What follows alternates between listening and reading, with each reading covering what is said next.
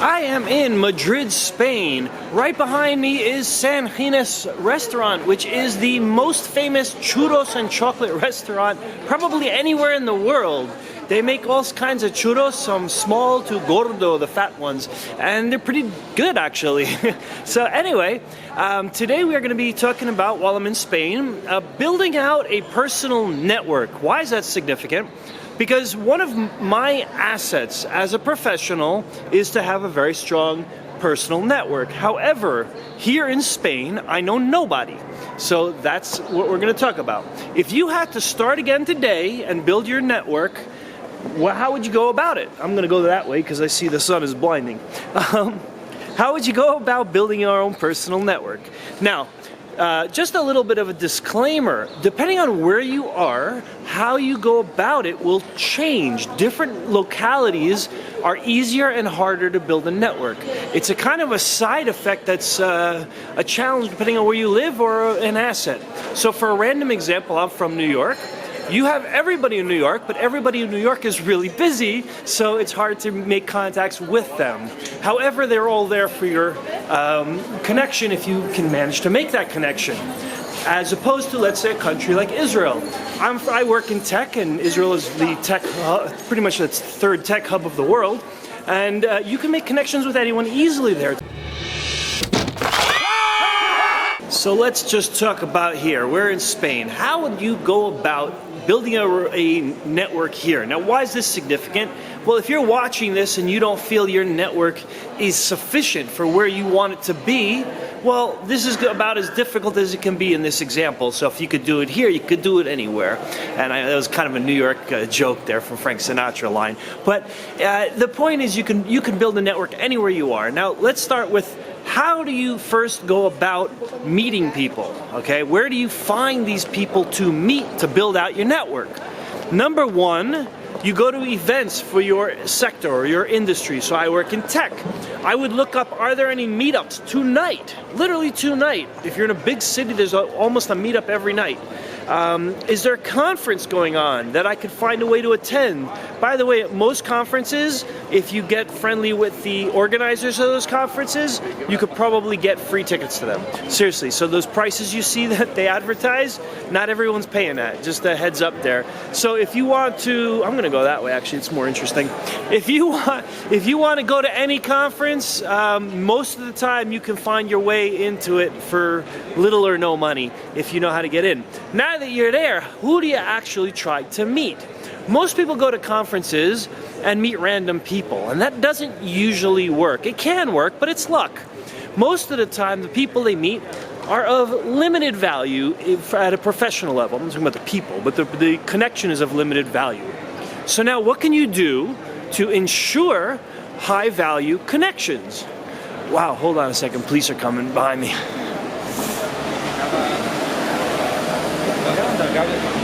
Okay, what can you do to ensure high-value connections? The first thing is try to meet the speakers who speak at the conference. Generally, they are going to be of a higher caliber than any of the attendees, just as a general rule. And it's very easy to meet the speakers because you know where they are and when they're speaking. So when they're done with their session, you can go up and make a connection with them. Now, the next way to meet people that can be done pretty much anywhere is look them up online. Find them online and figure out how you can get in contact with them in such a way that you can meet them in person. So let's say you find a guy who's a target contact, and that person is big in golf. Go meet him at the golf course if you know where he plays. Or you can reach out to him online and suggest, hey, we both do this, work in the same sector, and looks like you like to play golf, so do I. Let's go, you want to grab a round. It depends on what you're trying to achieve, but it isn't that hard to make those contacts. Now, you also want to be aware of how do you get from wanting to make the contact and meeting the person to actually making that connection. Many people of high caliber will ignore invitations. I know my LinkedIn invitations are about 500 or 600 people long right now that I did not approve because I don't know these people. Seriously, like 500 or 600 people have reached out to me on LinkedIn and tried to connect, and I don't answer them because I don't know them. Now, Would I answer them? Yes, of course I would, if it was a strategic contact for me. But it's a one-way connection for most of them. They are trying to get something from me and not give me something. There's the lesson learned. When you make a cold connection, you always want to be providing something to that person as incentive to connect with you. Very important there. Okay, if you write to them, I have a product I'm trying to sell you, you can pretty much be sure they ain't gonna answer you. All right, do not try to hard sell them before you even make the connection. You wanna be saying something along the lines of, we both work in the same sector, I got some secrets I'd like to share with you. Now, you might not wanna say it in that manner, that sounds a little sketchy, I got secrets to share with you. But basically, you wanna be giving them something. I don't know if anyone's been to Madrid on New Year's. If you have, you're gonna recognize the Tio Pepe sign right up there. Tio Pepe, Uncle Popeye, that's what it means. Anyway, that's what they do to New Year's Eve celebration here in Madrid. So, you wanna be providing something to your new contact as incentive.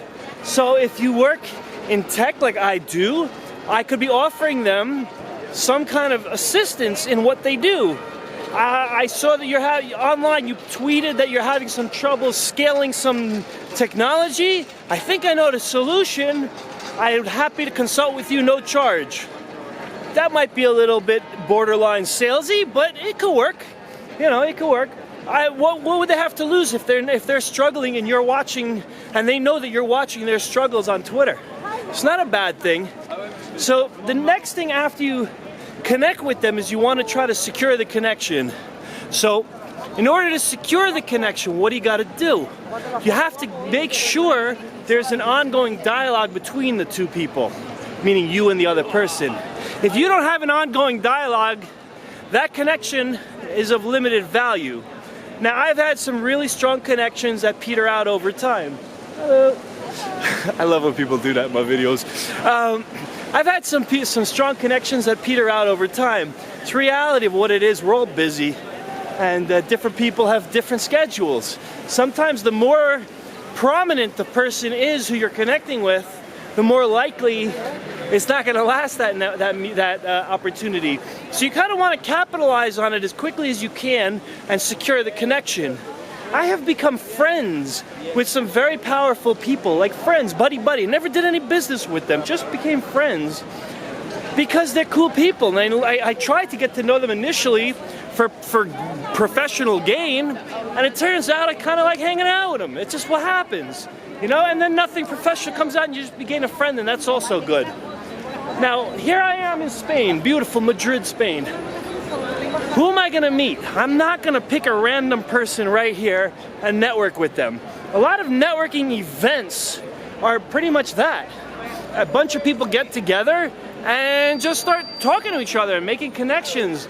Unless you have a mainstream product that you're trying to sell that fits everybody, like a can of Coke, trying to sell Coca-Cola, then you could do that. Otherwise, you kind of want to know who it is you're connecting with.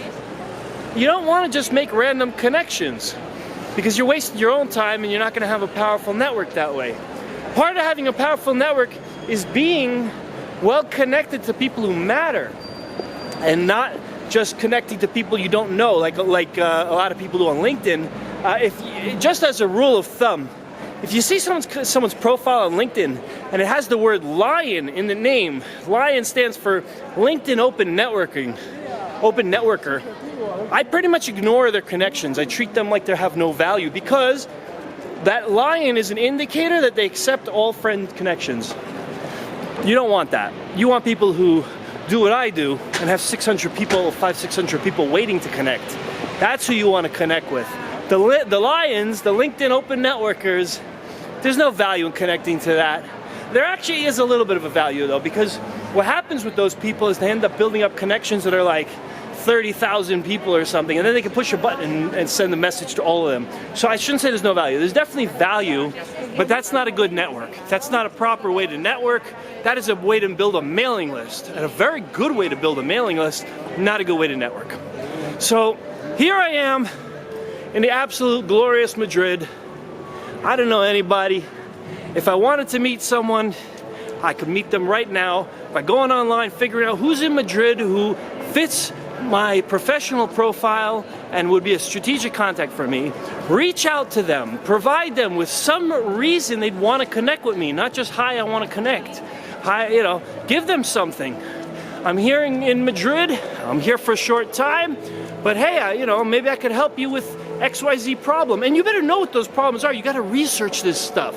Go online, do your homework. Don't be lazy.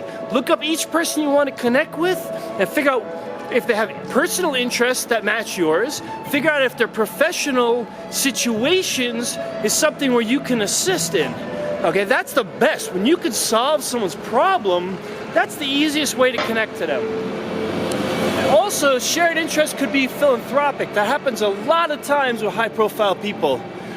Someone gives charity to one program and someone else is connected to a different program of similar nature, and that's a good common area to talk about.